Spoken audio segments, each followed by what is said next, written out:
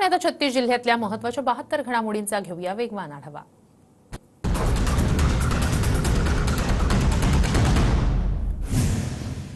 लासलगाव कृषी उत्पन्न बाजार समितीत लाल कांद्याची आवक घटल्यामुळे कांदा बाजारभावात सुधारणा। कांद्याला सरासरी 2700 ते 3151 रुपयांपर्यंत प्रति क्विंटलचा भाव, शेतकऱ्यांना दिलासा। चाळीसगाव बाजार समितीत कांद्याच्या दरात 700 रुपयांनी वाढ। आवक घटल्यानं दरात वाढ, शेतकऱ्यांमध्ये काहीसं समाधान। सोलापुरात बजेटनंतरही कांद्याचे दर घसरलेलेच। बाजार समितीत कांद्याला प्रति किलो 15 ते 25 रुपयांपर्यंतचा भाव। बाजार समितीत कांद्याची आवक घटली तरीही भाव घसरलेलेच। अहिल्यानगरच्या मार्केटमध्ये आज कांद्याची आवक घटली। आवक कमी झाल्यानं भाव स्थिर पाहायला मिळाले। हिंगोलीच्या बाजारात टरबूज विक्रीसाठी शेतकरी दाखल। टरबुजाला 20 रुपये किलोचा भाव। टरबुजाचा खर्चही निघत नसल्यानं शेतकरी हवालदिल। हिंगोलीच्या सेनगावमधील ताकतोडामध्ये अमेरिकन चिया पिकांची लागवड। शेतकऱ्याला एकरी 80,000 रुपयांचा नफा मिळाला। पारंपरिक शेतीला बगल देत चियाची लागवड। बीड जिल्ह्यात 2000 हेक्टरवर फळबागांची लागवड। कृषी विभागाकडून 2 हेक्टर मर्यादेपर्यंत 2,24,000 रुपयांचं अनुदान। शेतकऱ्यांना अर्ज करण्याचं कृषी विभागाकडून आवाहन। लातूरमध्ये सोयाबीनचे भाव 200 ते 300 रुपयांनी वधारले। सोयाबीन उत्पादक शेतकऱ्यांना दिलासा। हमीभाव केंद्र बंद झाल्यानं शेतकरी अडचणीत। परभणीत 20,000 क्विंटल सोयाबीन अद्यापही शिल्लक। नाफेडकडून सोयाबीन खरेदीला मुदतवाढ केवळ कागदावरच। शेतकऱ्यांकडून सोयाबीन खरेदीची प्रतीक्षा। नांदेडच्या मुदखेड तालुक्यात वातावरण बदलामुळे झेंडू पिकावर करपा रोगाचा प्रादुर्भाव। शेतकऱ्यांचं मोठं नुकसान। झेंडू फुलाला बाजारपेठेत 80 ते 90 रुपयांचा भाव। बीडच्या अंबाजोगाईतील हनुमंतवाडी शिवारात नाफेड खरेदी केंद्रावर शेतकऱ्यांच्या रांगा। गेल्या 10 दिवसापासून शेतकऱ्यांचा नाफेड खरेदी केंद्रावर वाहनं घेऊन मुक्काम। नांदेडच्या मुदखेड तालुक्यात पोषक वातावरणामुळे गुलाब शेती बहरली। गुलाबाला चांगला भाव मिळाल्यानं शेतकऱ्यांमधून समाधान व्यक्त। तर एकीकडे रब्बीतील पिकांवर मात्र रोगाचा प्रादुर्भाव। जळगावच्या 40 गावातील गिरणा नदीमध्ये 1400 क्युसेकनं पाणी सोडलं। नदीकाठच्या नागरिकांना सतर्कतेच्या सूचना। जनावरं, शेती सामग्री आणि मोटार पंप सुरक्षित स्थळी हलवण्याचं आवाहन। सोलापूरच्या भंडारकवठे गावात महासिद्ध देवाची भाकणूक ऐकण्यासाठी पंचक्रोशीतील शेतकरी जमले। महासिद्ध देवाची यात्रा महाराष्ट्र आणि कर्नाटकातील शेतकऱ्यांसाठी प्रसिद्ध। भाकणुकीत यंदा शेतकऱ्यांचा कापूस आणि ज्वारी चांगली येणार असल्याचे संकेत। इंदापुरात आजपासून शरद कृषी महोत्सवाला सुरुवात। 13 ते 17 फेब्रुवारीपर्यंत चालणार कृषी महोत्सव। इंदापूरकरांना पाहायला मिळणार नाविन्यपूर्ण तंत्रज्ञान। अहिल्यानगरमधील संत्रा उत्पादक शेतकरी अडचणीत। संत्र्याला भाव मिळत नसल्यानं उत्पादन खर्चही निघेना। तर दुसरीकडे संत्रा पिकावर रोगाचा प्रादुर्भाव। अर्ध्याहून जास्त संत्र शेतातच खराब। शेतकरी संकटात।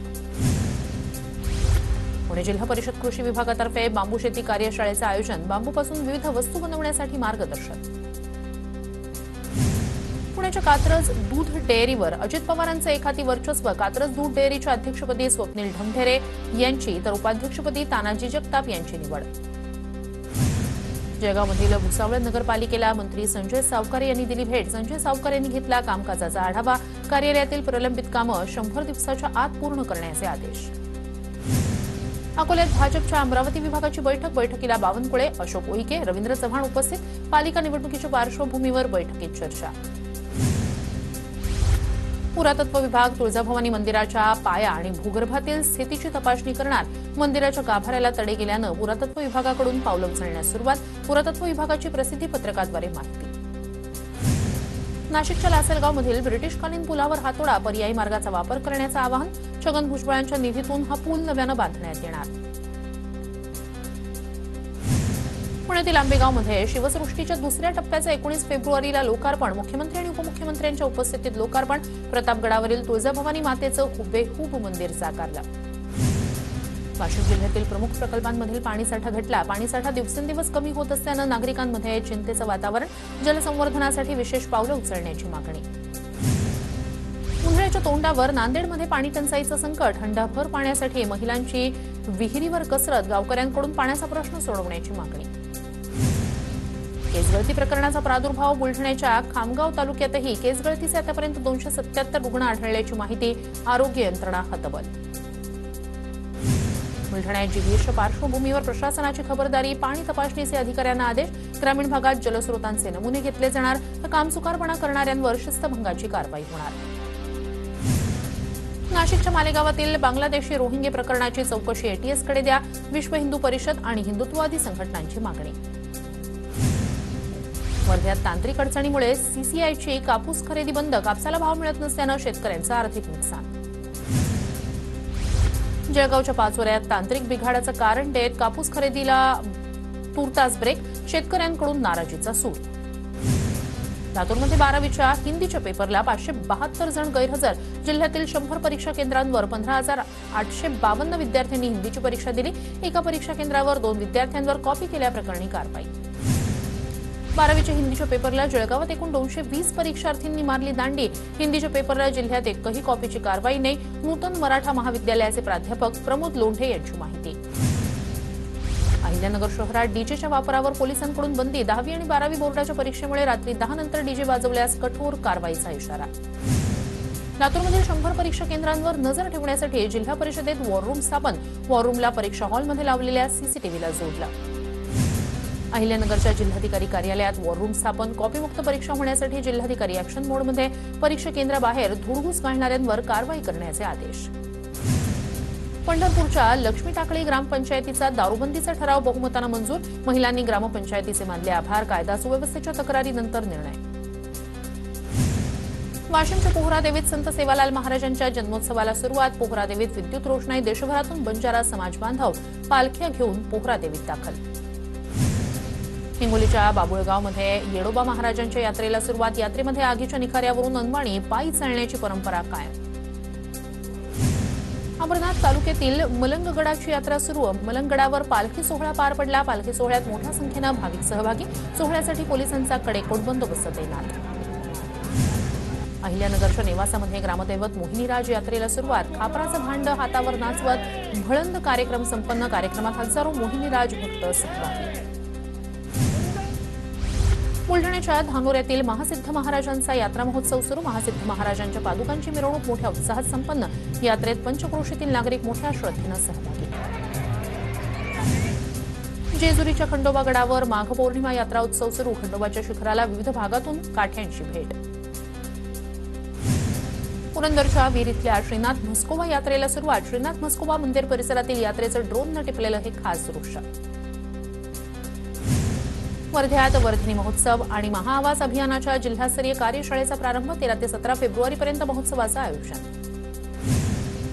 संत रोहिदास महाराजांच्या नामघोषानं बुलढाण्यातील रजतनगरी दुमदुमली, टाळ मृदंगाच्या गजरात शहरातून भव्य शोभायात्रा, चर्मकार समाज मोठ्या संख्येनं उपस्थित. सिंधुदुर्गच्या मालवण किनाऱ्यालगत रेसोज डॉल्फिनला जाळ्यातून सोडून दिलं जीवनदान, मच्छीमारांकडून डॉल्फिनची सुटका. शिर्डी पोलिसांच्या रेकॉर्डवर 114 लहान मोठे 12 सराईत गुन्हेगार असल्याची माहिती, 13 जणांवर हद्दपारीची कारवाई, तर दोघांवर मोका. दुहेरी हत्याकांडातील एक आरोपी अद्यापही हद्दपार. अमरनाथमध्ये रिक्षाचालक विरुद्ध रिक्षाचालकामध्ये संघर्ष, अनेक रिक्षाचालकांकडे लायसन्स आणि बॅज नसल्यानं काही रिक्षाचालक आक्रमक, बेशिस्त रिक्षाचालक आणि आरटीओ प्रशासनाचा रिक्षाचालकांकडून निषेध. चंद्रपूर जिल्हा बँकेतील 3,70,00,000 सायबर गुन्हेगारांचा डल्ला, पोलिसांनी 1,72,00,000 रुपये बँकेला परत मिळवून दिले. अज्ञात आरोपींविरोधात गुन्हा दाखल, पोलिसांकडून अधिकचा तपास सुरू. शिरूरच्या सणसवाडी परिसरात एसबीआय बँकेचे एटीएम फोडल्याची घटना, गॅस कटरच्या सहाय्यानं एटीएम फोडून 16 लाख रुपये लंपास, सीसीटीव्हीच्या आधारे पोलिसांकडून तपास सुरू. कराड चिपळूण मार्गावर एसटीवर अज्ञातांकडून दगडफेकीत कोल्हापूर रोहा बसच्या काचा फुटल्या, कराडजवळ आरटीओ कार्यालयासमोर घडली घटना, अज्ञातांविरोधात गुन्हा दाखल. अहिल्यानगरच्या पाथर्डीत शिक्षकाला चाकूचा धाक दाखवत धमकावल्याचा धक्कादायक प्रकार, शिक्षक संघटनेकडून तहसील कार्यालयासमोर निषेध व्यक्त. पश्चिम विदर्भातील अनेक तहसीलदारांची वाहनं खिळखिळे, 30 अधिकाऱ्यांना अजूनही वाहनं नाहीत, अनेक वाहनं भंगारात पडून असल्याचं चित्र. अकोल्यातून दुचाकी चोरणाऱ्या टोळीला अटक, 12 दुचाकी जप्त, 3 अटक, सिव्हिल लाईन पोलिसांची कारवाई. जळगावच्या पोलन पेठेतील हार्डवेअर व्यावसायिकाची फसवणूक, हार्डवेअरचा 5.5 लाखांचा माल घेऊन कर्नाटकचा व्यापारी पसार, कर्नाटकातील व्यापाऱ्याविरोधात गुन्हा दाखल.